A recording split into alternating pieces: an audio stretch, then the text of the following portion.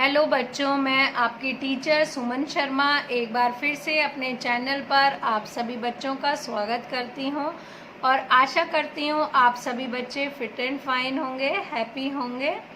तो बच्चों, आज मैं आपको पल्लव कक्षा 7 से पाठ 8 यथा राजा तथा प्रजा समझाने जा रही हूं। और इस पाठ को शुरू करने से पहले मैं कहना चाहूँगी कि जो बच्चे आज पहली बार मेरे इस चैनल के साथ जुड़े हैं तो प्लीज़ जल्दी से लाइक करें, शेयर करें और सब्सक्राइब करें, जिससे हम आपको समय समय पर हमारी आवश्यक जानकारियाँ आप तक पहुँचती रहें। तो बच्चों, पाठ शुरू करते हैं। यथा राजा तथा प्रजा, यह कहानी एक जातक कथा पर आधारित है। इसमें समझाया गया है कि राज्य की उन्नति व खुशहाली के लिए राजा का धर्मप्रिय, न्यायप्रिय एवं कर्तव्यनिष्ठ होना आवश्यक है। यानी अगर किसी देश की तरक्की होगी तो राजा के अंदर ये सभी गुण होने आवश्यक हैं। तो कहानी शुरू करते हैं बच्चों। तैयार हो जाइए एक बढ़िया सी कहानी सुनने के लिए। राजा ब्रह्मदत्त एक विवेकशील व लोकप्रिय राजा थे। राज दरबार, नगर तथा नगर के बाहर सभी लोग राजा के गुणों का बखान करते न थकते थे, परंतु राजा को ऐसे व्यक्ति की तलाश थी जो उसके अवगुण बता सके। ऐसे व्यक्ति की तलाश में एक बार ब्रह्मदत्त अपना भेष बदलकर पूरे राज्य में घूमता हुआ हिमालय प्रदेश में पहुंचा।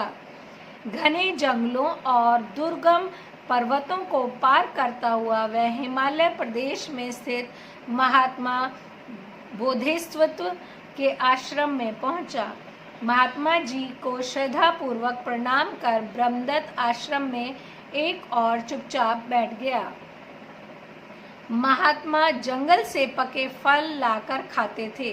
वे फल शक्तिवर्धक और शक्कर के समान मीठे थे। उन्होंने राजा को संबोधित कर कहा, वत्स, ये फल खाकर पानी पियो। राजा ने फल खाए और पानी पिया। उसे फल बड़े ही मधुर और स्वादिष्ट लगे। उन्होंने बोधिसत्व से कहा, ऋषिवर, ये फल बड़े ही मीठे और स्वादिष्ट हैं। बोधिसत्व ने मंद मंद मुस्कुराते हुए कहा, यानी धीरे धीरे मुस्कुराते हुए कहा, वत्स, इस राज्य का राजा धर्मानुसार और न्याय पूर्वक राज करता है, इसी कारण ये इतने मीठे हैं।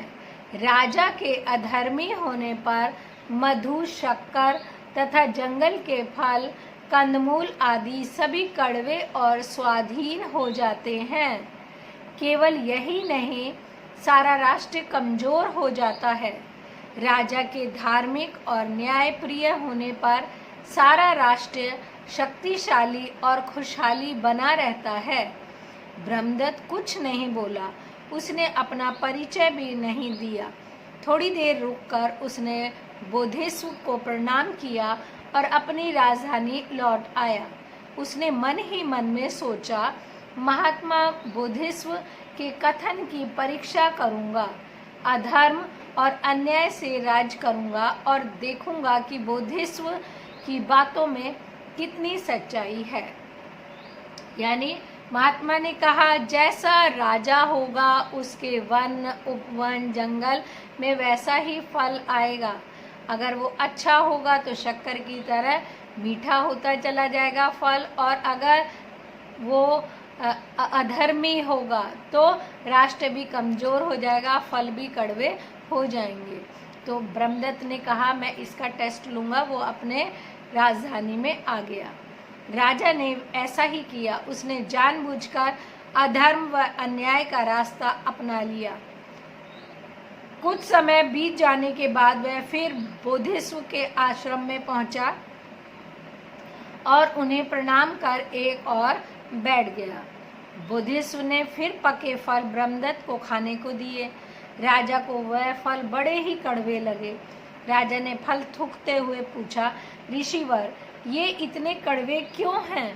बोधिसत्व ने जवाब दिया, वत्स, राजा के अधार्मिक और अन्यायी होने पर जंगल के फल, कंदमूल व सभी वस्तुएं कड़वी और स्वाधीन हो जाती हैं। यही नहीं, सारा राष्ट्र कमजोर हो जाता है। उन्होंने कहा कि अगर किसी देश का राजा अधर्मी है तो धीरे धीरे इन सब चीज़ों पर उसका फर्क पड़ता है। राजा के और जिज्ञासा करने पर बोधिसत्व ने कहा, क्या तुमने गायों के झुंड को नदी पार करते देखा है? उन्होंने राजा ब्रह्मदत्त से पूछा।